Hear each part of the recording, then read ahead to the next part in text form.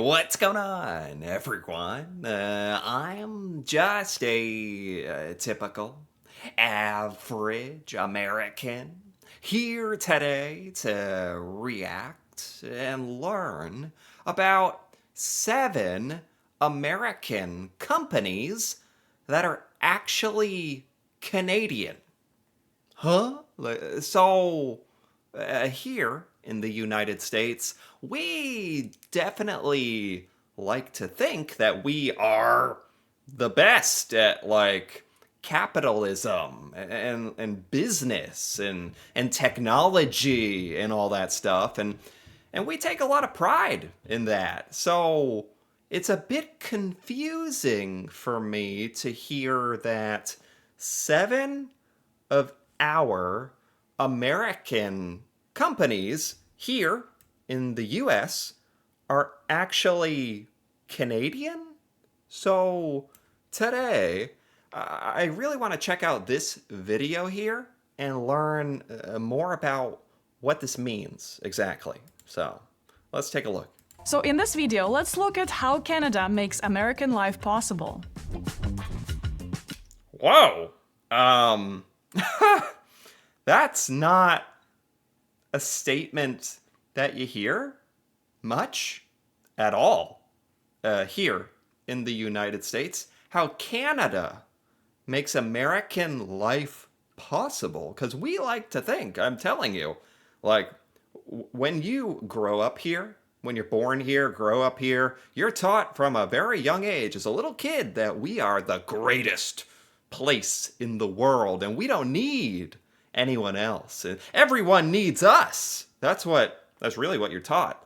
And so I don't know. In another way, it's kind of cool that this is like a different perspective than the one that we're shown here in the U.S. But it certainly goes against a lot of the American values that we're kind of taught here. That we are our own, our own independent country that is the best, and how Canada makes American life possible. Okay, all right.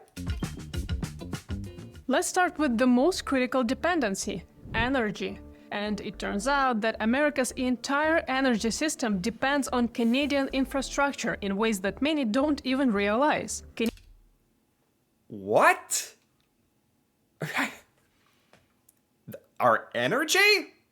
I mean, it's not the company or business that I was imagining in my mind. Like I thought they were going to be like, "Oh, like Coca-Cola is actually secretly run by Canadians. The Canadian Underground secretly owns it, like, or something weird like that." But the energy infrastructure of the United States is how dependent on Canada? What? System depends on Canadian infrastructure in ways that many don't even realize. Canadian energy conglomerate Enbridge operates the world's longest crude oil pipeline system. Canada's crude export to the US amounted to about 24% of US refinery throughput in 2023. That's definitely more significant than I think most Americans have any idea. So we depend on Canada for a ton of our crude oil, it says. Because I know there are like a lot of pipelines and stuff, and that's kind of been like thrown for a loop these days with like Donald Trump, like creating a feud with Canada and all that sort of stuff that's going on. So, I mean, in this context, it makes us seem actually very stupid to have pushed Canada away if we're this dependent for energy. Energy, that's pretty important. And Enbridge says it accounts for about 40% of total US crude imports. Now, Enbridge is not alone. 40%. 40. That's massive. Is Canada the single biggest importer of like the crude oil and stuff, or huh? I think a lot of Americans do not realize that. In powering the American energy. TC Energy's Keystone pipeline system moves over 600,000 barrels per day to US refineries. Without these Canadian pipelines, key parts of the US energy system, especially in the Midwest, places like Illinois and Indiana, which are home to some of the country's largest refineries, these states would face supply disruptions and, as a result, higher costs and rising fuel prices. I didn't realize the Canadian pipeline thing. Like, there's actual pipelines from Canada going all the way to, like, southern US? Like, really? Like, on this map they showed. Is this like. This looks like it's going all the way to Texas. Is this true? I had no idea about that. Supply disruptions and, as a result, higher costs and rising fuel prices. Okay, but you might say, well, we don't need Canadian oil at all. We can just use the seized Venezuelan oil or seize it from Iran. That's very topical. That's very like, is that what we're doing? Because a lot of Americans are genuinely like either uneducated or just frankly confused about like what's taking on Venezuela, attacking Iran. On the books, that's supposed to be to denuclearize, take away their nuclear capability as a threat. But in doing that, somewhere along the line, we accidentally bombed like a school for little girls, like 200. I don't know if you heard about that. Like that kind of got brushed under the rug here. Like the U.S. war with Iran, like we accidentally bombed like a school and killed hundreds of little Iranian girls. Like that's a real thing that anyway, I don't know, this kind of just talking about this. So did we do all that for, is it really for the oil? Because we don't want to depend on Canada? Is that this whole the political thing going on here? And this is a seemingly legitimate argument some people make, but there are a few problems with it. First, economics. Pipelines are the cheapest way to move oil. It's just a few dollars per barrel. Alternatives like rail or overseas shipping can cost 2 to 3 times more, especially over long distances, or war risk like we. Oh, I mean, don't even get started with the Strait of Hormuz or whatever. And oh my God, disaster for the U.S. I mean, yeah, we. Given everything that's happening, I think we would be more than happy to just get all of our oil from Canada, especially if we have this enormous pipeline infrastructure. I didn't know it was so massively integrated between our two countries. All these pipelines going so deep into the US. Have right now. Second, geography and infrastructure. The refineries that run on Canadian oil are mostly in the Midwest, close to Canada, places like Illinois and Indiana, and they are landlocked. You can't just ship oil from overseas straight to them. It has to come through coastal ports and then move inland by pipeline or rail. And rail is by far the most expensive transport option. Oh, I mean, obviously we should be getting our oil from Canada and using these pipelines. I totally agree. Like, the more you even think about this, it's incredibly stupid if we're trying to, like, get away from the most blatantly obvious, like, efficient trading partner to, like, put it on trains and fly it around the world, and no. To mention very dangerous. And it's not just transport that's the issue. Those refineries are specifically built for Canadian heavy crude. You can't just swap in a different type of oil without major plant upgrades. And those upgrades would take billions of dollars and years to reconfigure. Well, yeah, I don't think we should even have to argue to, like, keep relying on Canadian crude oil. Like, it shouldn't even be a it shouldn't be a discussion. It seems like it. Like, why would we change that? If the US were to stop needing Canada tomorrow, it would need to massively pay up and spend the next decade upgrading their facilities. So, going along with the title of this, like, 7 American companies that are actually Canadian, you could really argue, like, energy, especially crude oil in the United States, is basically just dependent upon entirely Canada, which, yeah, I think most of us had like no idea. The American energy system of today is structurally dependent on Canadian infrastructure. And despite the political back and forth of that dependency, the underlying reality hasn't changed. If anything, it's become more entrenched. Canada remains by far the largest supplier of crude oil to the United States, and that share has only grown over time. Sure makes us seem really stupid for pissing off Canada, like with all the stuff that's happened over the last year or a year and a half. It certainly makes us look kind of like, don't get me wrong, we already appeared insane for that stuff, but just adding this to the equation of like, we're really like going after our our closest ally and our closest energy supplier base. Am I getting this right? Companies like Enbridge continue to expand and optimize their existing pipeline networks, while major new US pipeline projects face years of regulatory delays or outright cancellation. So, Sure. Canada isn't just powering parts of the US energy system, it's structurally embedded in it. Wow. Okay. So, Jeez. energy is just one layer of dependency, and it's just the beginning here. How everything actually moves around the US is also shaped by Canada. The rail? This is kind of blowing my mind. Like I said, we're literally taught here that we're our own country. We don't need anyone.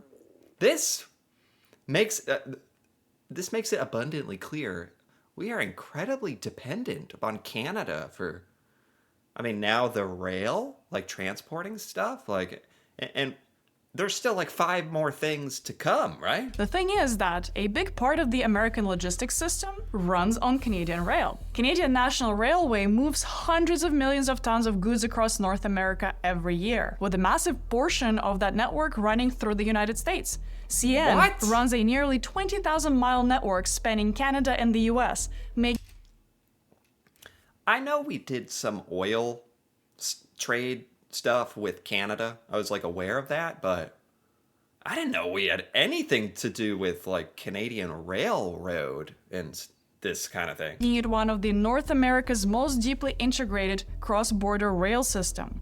Let alone 20,000 miles of it. So when something ships by rail, there is a real chance that it's moving on Canadian-owned infrastructure, even inside the US. What? Now, here's where the things get even more intense. In 2023, Canadian Pacific merged with Kansas City Southern to form Canadian Pacific Kansas City, the first railway with a single continuous network linking Canada, the United States, and Mexico. That Wow. means that goods can now move from Mexico to the Midwest and into Canada through one system, without being handed off between rail companies. It reduces hands-off between railways and can improve transit consistencies on some routes. Yeah, I mean, in a way, we should kind of be thanking Canada for picking up the slack here. I don't even know what we'd be doing if not for this Canadian rail. Like, because this seems like the kind of thing that the United States really drags our feet, like making this kind of infrastructure. For certain routes, that translates into delivery predictability, and as a result, lower handling costs, which is critical for industries like automotive manufacturing that depends on just-in-time supply chains. I mean, frankly, I do not understand why we don't have our own massive intercontinental American rail system that's super efficient, super modern. I don't know why we don't have that. I don't know what our tax money is going towards. I truly don't. But so that's a big question I have. Why are we slacking so much? And then it's like, we should be thanking Canada for allowing us to use. I'm sure Canada like makes a lot of money like from this, which is fine, but it's the fact that we get to use it. Like, thank God. Now, you might say, but tariffs are threatening trade with Canada, especially in automotive. And in the short term, yes, tariffs can slow things down and create friction. But they don't break the system. North America still operates as one integrated supply chain, especially in automotive. And even if production shifts to Mexico, the need to move goods across all three countries only grows. Wow. But here's where it gets even more wild. More? More? So it's already all of our energy, at least oil, which is massive, and rail, moving goods.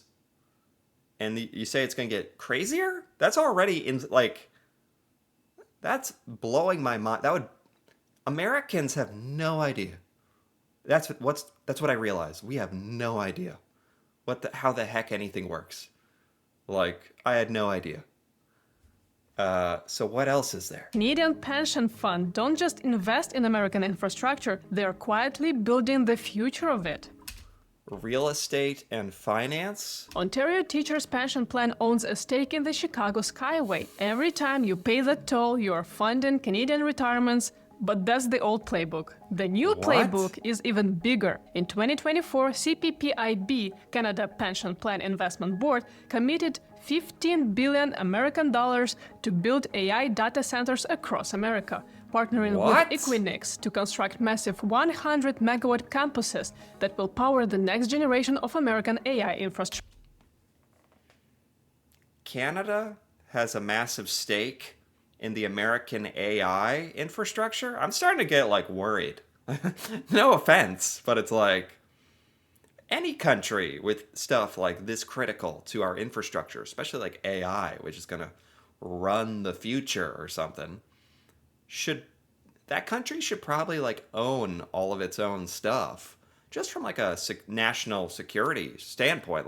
It's nothing personal. I think any country should do that. Somehow Canada has had the wherewithal, perhaps the foresight, or I don't know, to invest in this, to build out this. I can't believe this is a thing, too. Think about what this means. As America races to build AI capacity, Canadian pension capital is financing the physical infrastructure that makes it possible. That's extremely important. What the heck? The data centers training ChatGPT's successors, running cloud computing, powering the AI boom, all that is Canadian money and Canadian ownership. And then there is Brookfield, a Canadian asset management giant with over $1 trillion under management. They own 162 shopping malls across America, from Hawaii to Maine. The Brookfield Asset Management has recently moved its headquarters to New York, but its parent company, Brookfield Corporation, is still Canadian. That's how it works, doesn't it? For so many things, there's the companies, and then there's the parent company that owns all the subsidiary companies or whatever. Like how one company owns all the orange juice, but also the soda and also the milk. But it's all one company, and you think it's Tropicana with the orange juice, but it's really Nestle, or I don't know.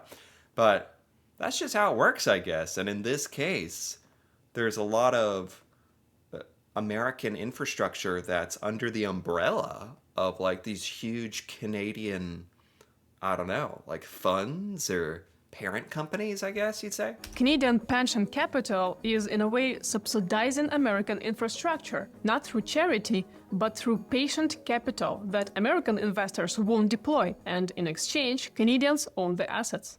What? You're probably noticing We should own that if we know what's good for us. What? So, also for a lot of this stuff, I can't help but think if a lot of this does in fact end up taking off, like AI, and it is as important as people think it's going to be, a lot of the profit that is gained from that is going to go to Canada. So that's probably an exciting. I know Canada isn't thrilled with the United States right now, but it's probably feels good to at least have a a big stake in if we do happen to succeed with some of these technology things, Canada is going to massively benefit. You're probably noticing a pattern here. Canada is choosing strategic investment decisions, ones that aren't necessarily flashy or easy, but ones that over time become backbones of industries, if not entire economies. I have noticed that. Yes. I wish we did that. It's not about building the next sexy tech company that everyone wants to work at, it's more about the quiet power that very few even think about. Now, let's talk about technology infrastructure that most Americans never see. Canada also powers some technology that's invisible yet critical. And here's where it gets interesting from the national security perspective for the US. CAE, a Montreal-based company, builds the flight simulators that train majority of commercial and military pilots in the United States. No kidding. Is this a national security concern? I thought this was going to be like some kind of innocent, like kind of fun video, like, oh, a Canadian actually owns like an American furniture company. Oh, that's neat. No, it's like we rely on Canada to train our military jet pilots. Like, who knew? So if you've flown on an American airline, your pilot was almost certainly trained on one of those simulators built in Canada. But more critically, the US Air Force, the Navy, and the Marine Corps all depend on CAE simulators to train fighter pilots, transport crews, and helicopter pilots. Think about what this means. The United States military aviation capability, the foundation of the US air superiority, depends on training technology that was designed and built in Montreal. I would not have thought that.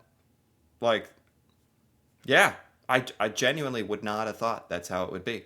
Because we're so proud of our military as well, and our training and we want to sell our military technology to everyone else in the world. But so I wouldn't have thought that actually. It's cool because it sounds like thanks to Canada we benefit from these training simulators, but yeah, I agree. I wouldn't have thought that was how it worked here. It kind of goes again. It just all goes against the narrative that we have here that we don't need anybody, I guess. CAE has left a major footprint in both USA commercial aviation and US military training. F-35 and F-16 pilots, C-17 transport crews, Apache helicopter pilots, all these guys were trained on CAE simulators. Wow. This is mission-critical defense infrastructure that the United States depends on completely. Now, yeah, and it just, if you extrapolate from that, it's like, if Canada decided not to sell us or not provide these training services, the US military would greatly suffer. Maybe that's the national security concern. we've covered other Canadian tech infrastructure in previous videos, the companies like the BlackBerry QNX, powering American vehicles, or CGI running state government IT systems in the US.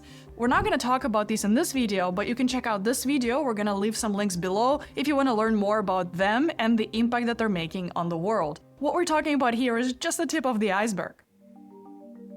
Yeah. When the Iran war escalated last month, most Americans focused on oil prices and geopolitical tension. But for farmers across the Corn Belt and Southern Plains, the war set off a different kind of alarm. One measured not in barrels of crude, but in tons of urea and potash. Fertilizer? Is the fertilizer Canadian? Reuters reported that farmers in the US are facing spring planting disruptions as they struggle to find fertilizer, with prices for any available supplies having spiked more than a third since the war began. And spikes like this don't just have a temporary effect. It's a structural disruption with consequences that could echo through American agriculture for years.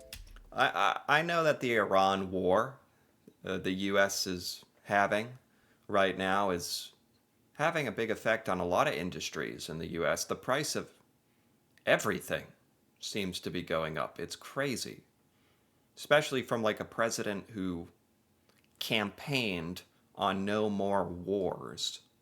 That's just one of the infuriating parts of it. So Americans are really suffering right now, and I didn't know that it even extends into, raising the price of fertilizer, which has lots of downstream effects, right? The fertilizer grows all the food. And here's where Canada strikes once again. Nutrien, headquartered in Saskatoon, is the world's largest fertilizer producer. They control significant portions of the potash, nitrogen, and phosphate that American farmers depend on heavily. What a perfect example of the most obscure, important thing to have control over. Canada has the world's biggest fertilizer provider. Like, something no one really thinks about, but is so important. Their potash mines in Saskatchewan produce fertilizer that ends up in Iowa cornfields, California vegetable farms, and wheat fields across the Great Plains. The US does have some domestic fertilizer, but lacks the potash reserves that Canada has. So when global supply gets disrupted, American farmers feel it immediately. Wow. But why don't we hear about this that much these days? Well, Canadian... Yeah. I mean, especially here in the United States. Well, I think we don't hear about it because it goes against everything that we think is our identity.